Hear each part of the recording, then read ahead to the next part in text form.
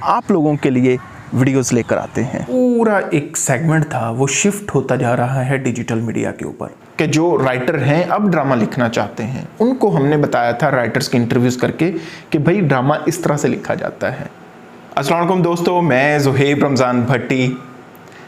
हम बहुत सारी वीडियोस राइटिंग के हवाले से पहले बना चुके हैं और मुझे लग रहा था कि हमने राइटर्स के इंटरव्यूज़ किए, एक का, दूसरे का, तीसरे का, तो आपकी वो जो तिश्नगी थी, वो जो प्यास थी सीखने की, वो ख़त्म हो चुकी होगी।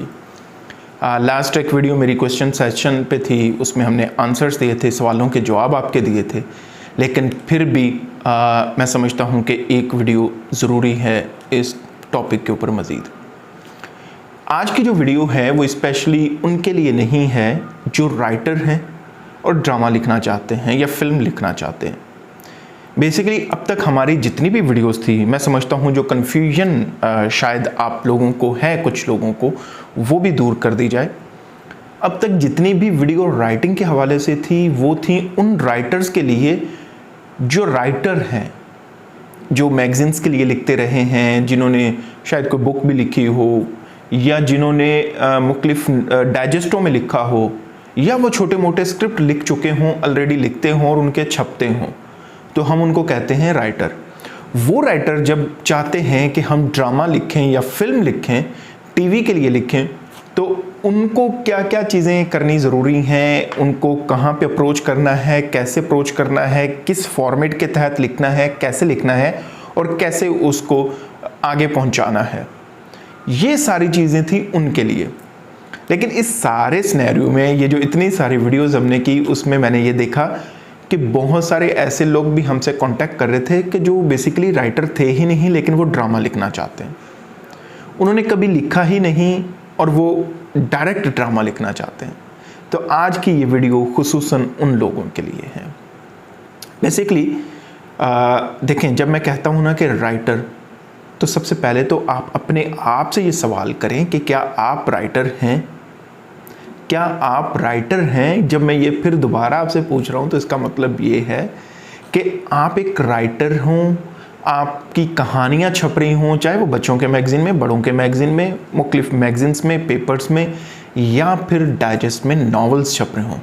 एक जो डाइजेस्ट राइटर होता है, जो नॉवल लिखने वाला नॉवल निगार या कहानीकार होता है, वो ड्रामा राइटर के बहुत करीब होता है। उसको कहानी बुनना आता है, कहानी बनाना आता है, उसको कहानी के पूरे लवाजमात का पता होता है और उसके लिए फिर ड्रामा लिखना एक नेक्स्ट स्टेप होता है कि उसमें उसको कुछ मज़ीद चीज़ों का ख्याल रखते हुए एक ड्रामा तख्लीक करना होता है।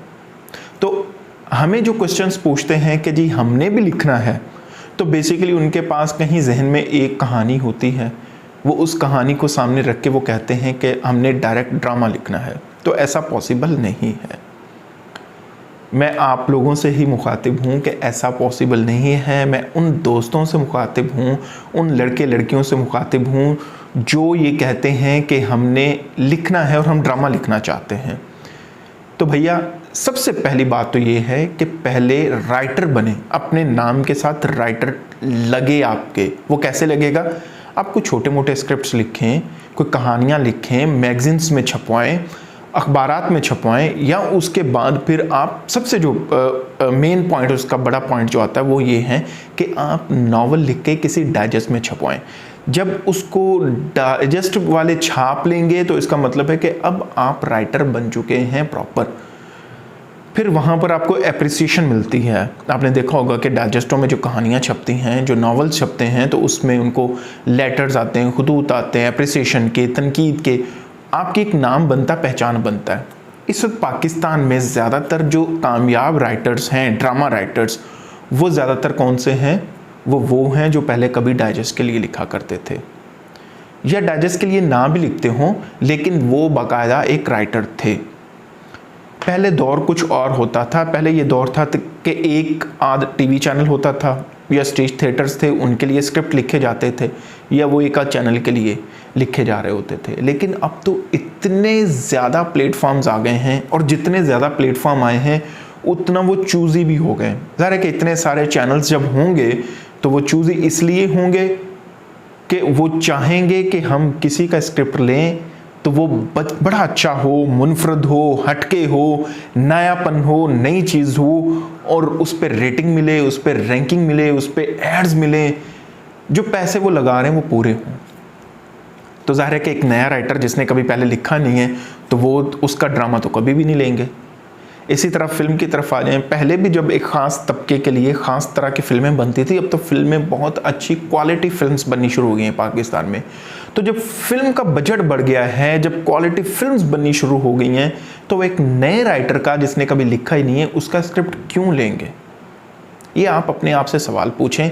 जब आप मुझसे या मेरे जैसे कई और दोस्तों से आप ये पूछते हैं, कई राइटर से आप ये पूछते हैं कि जी हमने भी लिखना है, तो सबसे पहले तो आपको ये पता होना चाहिए। दूसरी बात, आप जब लिख के भेजते हैं ना, तो आपके दो सवाल बड़े ज़्यादा होते हैं, कॉमन होते हैं। वो कौन से होते हैं? पहला तो ये होता है, मुझे किसी प्रोड्यूसर से कांटेक्ट करवा दें, मुझे किसी डायरेक्टर से कनेक्ट करवा दें, या मुझे किसी टीवी चैनल का पता बता दें, या मुझे किसी प्रोडक्शन हाउस का बता दें जहाँ पे मैं अपना स्क्रिप्ट भेजूँ। जब मैं उनसे पूछता हूँ कि भाई आपने पहले कभी लिखा है, तो उनका जवाब होता है नहीं। अभी कुछ लिखा हुआ है, तो उनका जवाब होता है कि नहीं। या लिखने के नाम पे उन्होंने कोई एक आध मोबाइल पे टाइप किया होता है, या हाथ से लिखा होता है। तो देखें, अब दौर चेंज हो गया है। अगर आप अपने आप को एज ए राइटर बनवाना चाहते हैं तो नीट एंड क्लीन करके आप स्क्रिप्ट लिखें, या ड्रामा लिखें, या वन लाइनर लिखें, उर्दू में लिखें, हाथ से ना लिखें, लैपटॉप पे, कंप्यूटर पे, इन पेज में लिखें, प्रॉपर उर्दू में लिखें। अब तो MS वर्ड में भी आप उर्दू लिख सकते हैं, ताकि देखने वाला आपको सीरियस ले। आप हाथ से लिख के, मुझे बहुत सारे स्क्रिप्ट्स आप भेजते हैं तो हाथ से लिख के लाइनें लगी होती हैं, आपकी राइटिंग नहीं पढ़ी जा रही होती, तो कौन पढ़ेगा? कोई भी नहीं पढ़ता। और ऊपर से 10-15 जब सफ़े आप भेजते हैं तो उस तरह का स्क्रिप्ट कोई भी नहीं पढ़ेगा। और ऊपर से जब आप रोमन उर्दू में भेजते हैं तो वो पढ़ना मुश्किल होता है। जो बैठे हुए हैं ना, वो बड़े मसरूफ़ लोग बैठे हुए हैं, चाहे वो टीवी चैनल्स में बैठे हुए हैं, चाहे प्रोडक्शन हाउसेस में बैठे हुए हैं, चाहे प्रोड्यूसर्स हैं, डायरेक्टर्स हैं, वो बहुत बिजी बंदे हैं। ये शायद आप लोग मेरे ख्याल में नहीं समझ पाते कि वो मसरूफ़ तरीन लोग हैं। तो वो जब पढ़ेंगे तो आप नीट एंड क्लीन और अच्छा लिख के भेजेंगे तो पढ़ेंगे। फिर बहुत सारे लोग क्या करते हैं, जब एक दफ़ा भेज देते हैं और मैं 2-4 दिन 8 दिन बाद जब मुझे टाइम मिलता है, मैं उनको पढ़ के अगर मैं सजेस्ट करना चाहता हूँ, क्योंकि मैंने ये बीड़ा जो उठा लिया है, मैं आप लोगों के सामने इस तरह की वीडियोस जो बनाता हूँ, तो फिर इतना से जिम्मेदारी मुझे भी लेनी पड़ती है कि आप मुझे कुछ भेजें तो मैं उसको पढ़ के उसको करेक्ट कर सकूँ, या बता सकूँ कि कैसा लिखा है, अच्छा लिखा है या बुरा लिखा है। तो उसमें ये होता है कि जब मैं उनको बताता हूँ कि नहीं, इस तरह से नहीं, ये चीज़ें लिखें, तो वो कतराते हैं दोबारा मेहनत करने से। तो जो बंदा दोबारा एक वन लाइनर लिखने में कतरा रहा है, दोबारा मेहनत करने में, या एक स्क्रिप्ट लिखने में छोटा सा, या एक छोटा सा एपिसोड लिखने में, कुछ सीन लिखने में, तो वो जब बड़ा लिखेगा तो क्या करेगा? एक ये चीज़। दूसरी चीज़ जो आप अंडरस्टैंड नहीं कर सकते कि देखें, मैं पहले भी पिछली वीडियो में कह चुका हूँ कि मैं बहुत बड़ा डायरेक्टर या प्रोड्यूसर नहीं हूँ, एक छोटा सा मज़दूर बंदा हूँ। तो लेकिन फिर भी एक इस फील्ड में मेरी कुछ ना कुछ एक रेपुटेशन है। मैं जब किसी राइटर को किसी डायरेक्टर, प्रोड्यूसर, प्रोडक्शन हाउस या चैनल से कनेक्ट करवाऊंगा, तो वो सबसे पहले मेरा चेहरा देखेंगे कि यार किस बंदे ने, और इसी तरह से कोई भी दोस्त, मेरा भी और भी कोई दोस्त, कोई अगर आप में से किसी को फॉरवर्ड करता है या वहाँ पे कनेक्ट करवाता है, तो वो एक जिम्मेदारी होती है ना। जिम्मेदारी किस तरह से होती है कि अगर मैं आप में से किसी को किसी प्रोड्यूसर, डायरेक्टर, प्रोडक्शन हाउस से कनेक्ट करवाता हूँ, तो वो मुझे देखेंगे कि यार अगर इस बंदे ने कोई बंदा रेफ़र किया है तो उसमें दम होगा। और जब मुझे आपके दम का ही ना पता हो, आपके स्किल्स का ही ना पता हो, मैं ऐसे उठा के आपको कनेक्ट करवा दूँ, तो वो मेरी रेपुटेशन ख़राब होगी। और ऐसा हुआ है कई दफ़ा। मैंने जाने अनजाने में लोगों को सपोर्ट करने के लिए, लोगों की मदद करने के लिए, या लोगों के स्किल्स को देखते हुए मैंने बहुत सारे चैनल्स को, प्रोडक्शन हाउसेस को, लोगों को रेफ़र किया। या मैं खुद भी टीवी एड्स बनाता हूँ, ज़्यादातर वीडियो सॉन्ग्स करता हूँ, तो हमें भी उसके लिए स्क्रिप्ट चाहिए होता है। जब मैं किसी राइटर को कहता हूँ कि आप इस ऐड के लिए कोई कॉन्सेप्ट बना कर दें, तो उनके पास कोई कॉन्सेप्ट होता नहीं है, किसी चरबा होता है, किसी और ऐड का चरबा वो दे देते हैं। तो सीरियस हूँ अपने काम में।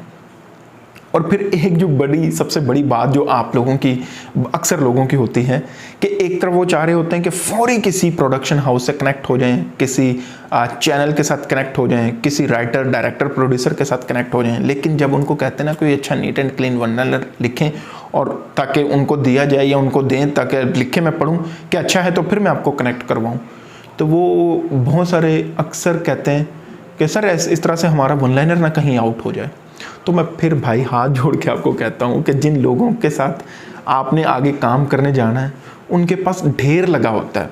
मेरे जैसे अदना से बंदे के पास स्क्रिप्ट्स का टेबल के अंदर ढेर लगा हुआ है, फिल्म्स लिखी पड़ी हैं, स्क्रिप्ट्स लिखे पड़े हैं। मैं खुद भी जब टाइम मिलता है कुछ ना कुछ, कोई लिरिक्स, कोई स्क्रिप्ट खुद भी लिखता हूँ, मेरे अपने स्क्रिप्ट्स का ढेर लगा पड़ा है।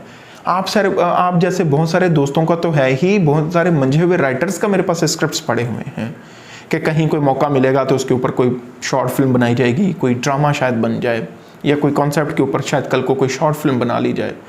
तो इतना ढेर हमारे पास होता है, तो हमें आपके किसी वन लाइनर की ज़रूरत नहीं है। पहले तो आप ये करें, ये मसला होना चाहिए उनके लिए जो मंझे हुए राइटर्स हैं। वो डरते हैं कि भाई मैं तो इतने लाख चार्ज करूंगा या इतने हज़ार चार्ज करूंगा एक ड्रामा एपिसोड देने के लिए, तो मैं वन लाइनर ऐसे नहीं दूंगा, मुझे पहले कुछ एडवांस दिया जाए फिर मैं दूंगा। वहाँ पे भी डर का ये वो नहीं होता शायबा, डर वो भी नहीं रहे होते कि उनका वन लाइनर कोई यूटिलाइज कर लेगा या यूज़ कर लेगा या किसी और राइटर को पकड़ा देगा।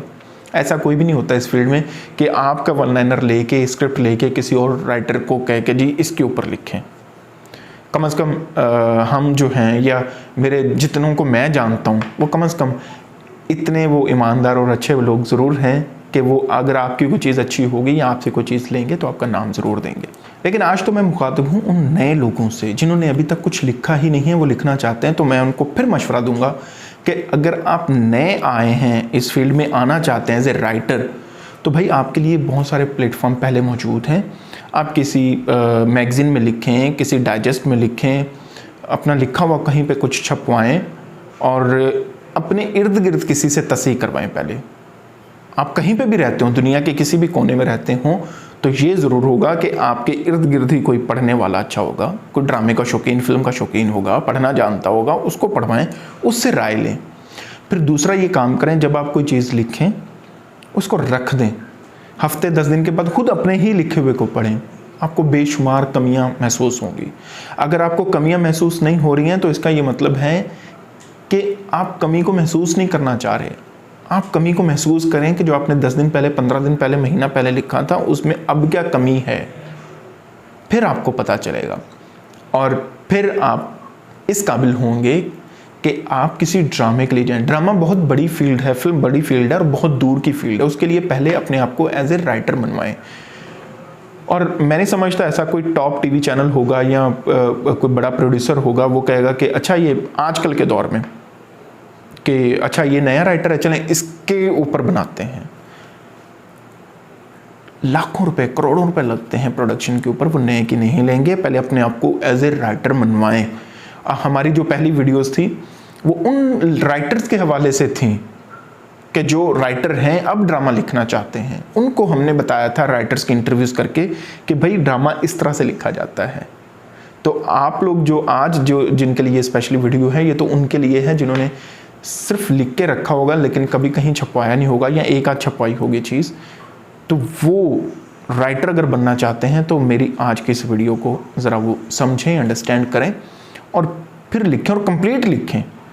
मेरा नहीं ख्याल कि नए राइटर को ज़रूरत नहीं है कि वो सिर्फ वन लाइनर लिख के इत्तेफाक कर ले।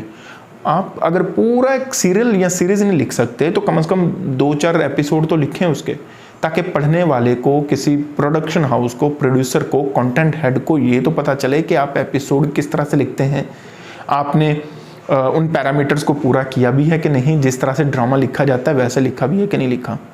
तो इसलिए इस डर खौफ से बाहर निकल के कि आपका स्क्रिप्ट वन लाइनर कहीं लीक हो जाएगा और इस खुशफहमी से निकल के कि जो आपने लिख दिया वैसा तो बस कोई लिख ही नहीं सकता, ये बिल्कुल नई चीज़ है। अच्छा, ये भी एक नई चीज़ हमें रोज़ सुनने को मिलती है कि जो मैंने लिख दिया वो तो होए क्या कमाल मैंने लिख दिया है। ये मुझे कम से कम रोज़ सुनने को मिलता है। तो कम से कम आप पहले अपने आप को राइटर के तौर पे मनवाएं, कहीं पे पब्लिश हों, छपें और फिर उसके बाद आप किसी प्रोडक्शन हाउस को, डायरेक्टर को, बड़े राइटर को, कंटेंट हेड को, टीवी चैनल के साथ कनेक्ट होने का सोचें, और वो भी आपने खुद होना है। देखिए, मैं पर्सनली तो आपको नहीं जानता, मैं आपको इतना कि जानता हूँगा कि आप मेरे व्यूअर होंगे या आप मेरे सब्सक्राइबर होंगे, लेकिन एक ये जिम्मेदारी का काम होता है किसी को किसी के साथ कनेक्ट करवाना, कॉन्टैक्ट करवाना। तो इसलिए आप पहले अपने वो गट्स पैदा करें, आप साबित करें कि आप एक सीरियस राइटर हैं, सीरियसली आप इस फील्ड में आना चाहते हैं। तो फिर मुझे भी खुशी होगी कि यार मैं किसी बंदे को कनेक्ट करवा रहा हूँ, तो वो मेरी जो है ना रेस्पेक्ट में कहीं पे कमी नहीं आएगी। आप लोगों का बहुत शुक्रिया, अपना बहुत सारा ख्याल रखिएगा।